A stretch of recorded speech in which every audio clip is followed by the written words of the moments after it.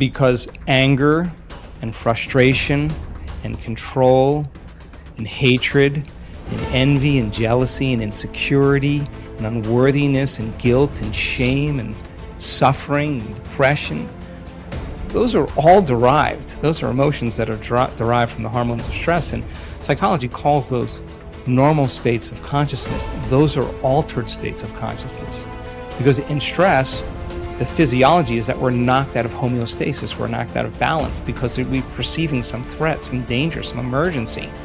And so the stronger the emotion you feel to whatever stressor there is in your life, the more you pay attention to it. And so in time then, you have to keep your attention on all the important elements in your life. So you sit down to do a meditation, and when you're living in stress and you're living in survival, there's only 3 things that are important in that moment.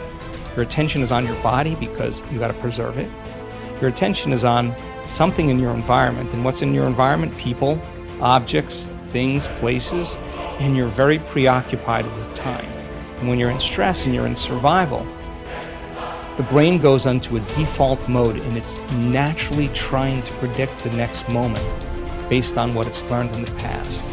And so as you always try to forecast the future based on your memory of the past, you can't be in the present moment, right? So, and yet our model of change, what we discovered is that the only way a person can change is when they get beyond their body, they get beyond all the elements of their environment, and they get beyond that predictable future and familiar past, and they sink into the present moment, which is the unknown. So if you can't do that because of the hormones of stress, most people will sit down and they'll say, okay, I'm going to close my eyes, I'm going to start this process where I'm going to rehearse how I'm going to be today, and they start thinking about their cell phone. They start thinking about all their emails, and they start thinking, I can't meditate. There's something wrong with me. It's my mother's fault, And they actually believe that thought to be the truth, and then they get up and they actually reaffirm it and say, I can't meditate. Now, I can tell you that if you are willing to see that thought as just a thought in your brain, and you're curious what's on the other side of that thought, yeah, you're going to feel uncomfortable. But if you had some tools and skills to apply, and you were able to take your attention off your cell phone and settle your body back down into the present moment, that would be a victory. And then your body would say, come on, you gotta feel a little frustration now, you gotta be impatient, you gotta be judgmental, come on, that's what you always think, that's how you always feel. And you, like an animal, you settle the body back down into the present moment, and you tell it it's no longer the mind, that you're the mind. That's a victory. Then the body says, hey dude, you're super busy, you got a lot of things to do, you got a lot of people to see, you got a lot of places to go, you got a lot of things to do, and you've been doing the same thing every day. Your body's going to want to get up and do something. You're going to want to quit because your brain's telling you that you can't do this.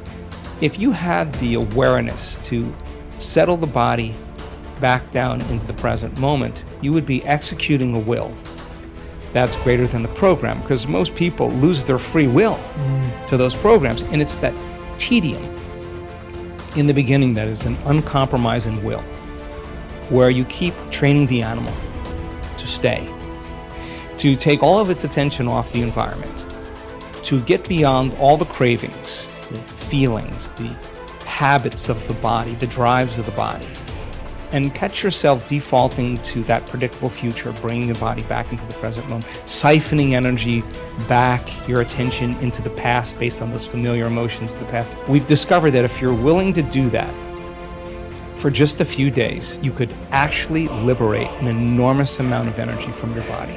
You go from particle to wave, from matter to energy, and you're literally transmuting those limited emotions into elevated emotions, and something really beautiful happens if you're willing to fire the crucible and sit through that long enough. All of these emotions move, that energy moves right up into the heart, and a person starts falling in love with life. They start feeling this state of gratitude, this gratefulness to be alive, this ineffable word of relaxed and awake. And something really magical happens when we've discovered this little simple thing.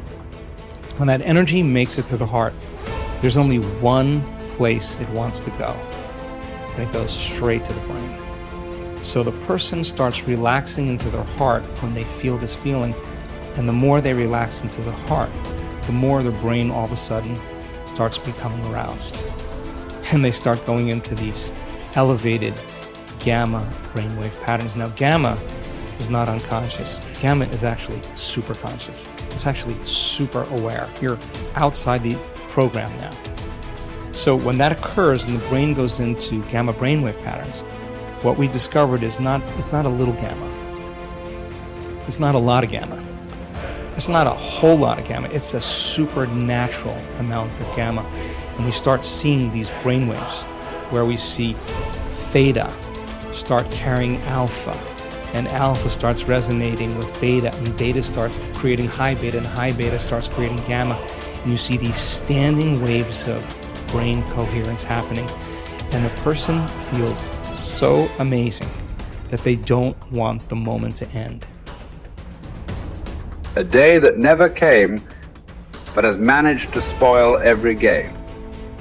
One day that takes all the blame, the basis of all fear and shame. Cripples the blossoming of the life's flame. A spoiler that makes life a dream. Traps the limitless in a limited scene. One day that takes all the blame, the basis of all fear and shame. Cripples the blossoming of life's flame. A spoiler that makes life a dream. Traps the limitless in a limited scene. A day that never comes but the world it ruled. Tomorrow never happened to anybody, but the idea of tomorrow has robbed people.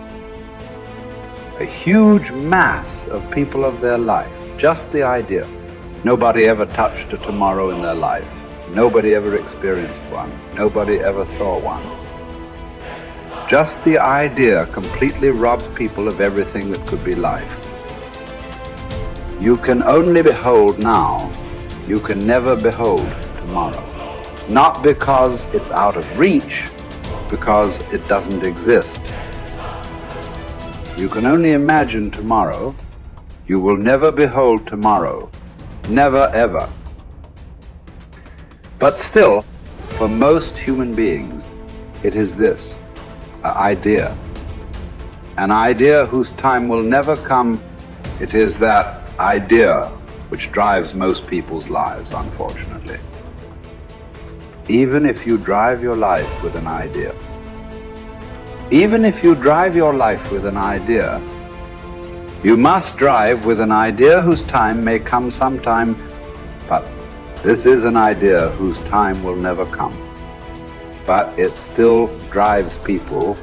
It still drives most lives on the planet. That is why most lives on this planet are not lives. They're just a bunch of thoughts, emotions, ideas, prejudices. Most lives are not a reality. They're just a psychological. They're just a psychological existence. They're just a dream, because reality happens now. Reality happens here. In your mind, only a dream can happen. And life and death will happen today. Dream is about tomorrow. It's better to dream of something that will come true. Tomorrow is a dream that will never come true. So, what you refer to as spiritual process, it's about knowing life. You can know life only today. You can know life only now. This is the moment. I'm not trying to give you a teaching. When I say this is the moment, oh, he said, this is the moment. It's not about that. This moment is not an idea. It is the only reality. This moment is not a teaching. It is the only living thing. It is the only living thing in the existence is right now, nothing else. So don't try to understand it. Don't try to digest it. You just have to behold it in all its entirety. Start with the rain, good way to begin. See how to address the larger issues of my life. There are no large issues in your life. What is the large issue that you're talking about? It is just about what job to take, which girl to marry, where to go for vacation, whether to get married or not get married, you know. These are the things, isn't it? These are not large issues. These are little things in your life. Yes. Oh, is it just a small thing whom I get married to? I'm not saying it's a small thing, but as an issue, it's a small issue. Little issue as a consequence to your life. Yes, it has many things. But this is something that human beings have done for millions of years. We have enough experience on these things, isn't it? We know that whatever job we take, whoever we marry, it is just the way we make out of it. Every experience of life, you can make it an enriching experience. Every experience in your life, you can make a curse out of it. See, there is nothing wrong in your job, whatever job you're doing. There's nothing wrong getting this job. There's nothing wrong in losing this job. There is nothing wrong in getting married. There's nothing wrong in getting divorced. There is nothing wrong in not getting married. There is nothing wrong in anything. There is nothing wrong in this or that, but it is just that you make misery out of it. That's wrong. You do this, you make misery out of it. If you do that, you make misery out of it. That's what is wrong with you. So you got married. Is it wrong? That's not the point. There's nothing wrong with it. You did not get married. Is it wrong? No, there's nothing wrong with it. That's wonderful too. You got divorced. Is it wrong? No, that's also wonderful. It is just that you make misery out of everything. That's what is wrong. You just address that one issue, everything will be settled. That's what we are looking at. How not to make misery out of everything. If this one thing is settled, everything is settled, isn't it? Yes. If you know how to walk through this world joyfully, through marriage and divorce and celibacy and everything, if you know how to walk through this joyfully, what is the problem? Whatever you do is beautiful, isn't it? If you don't even know how to be happy, don't have such goals as realization. They are very far away from you. Happiness is not just a state of mind, it is just the basis of the quality of life that you live here. Is it such a small thing, happiness? Oh, it's just a state of mind, is it a small thing? So, biggest issue, isn't it? If you are capable of going through this world joyfully, then you could talk about going beyond. If you are not even capable of going through this joyfully, talking about beyond is no good. There is no way. I'm telling you, there is simply no way. For a person who is constantly creating inner battles all the time, how will he deal with the bondages of life? And how will he transcend that? There's no question. It doesn't arise in your life. So first thing is working towards to be a blissful human being. If that happens, the rest becomes very simple. Because a blissful human being, once your happiness is not at stake, anything that's needed you will do, isn't it? Right now, you cannot do what's needed because always your happiness is at stake. You are thinking which is the right thing to do, which is the right thing to do. There is no right thing to do in your life. There is no wrong thing to do in your life. If you know how not to make misery out of everything that you do, whatever you are doing is the right thing. If you are making misery out of everything that you do is a wrong thing.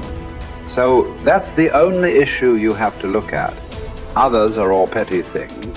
What does it matter which way you do it?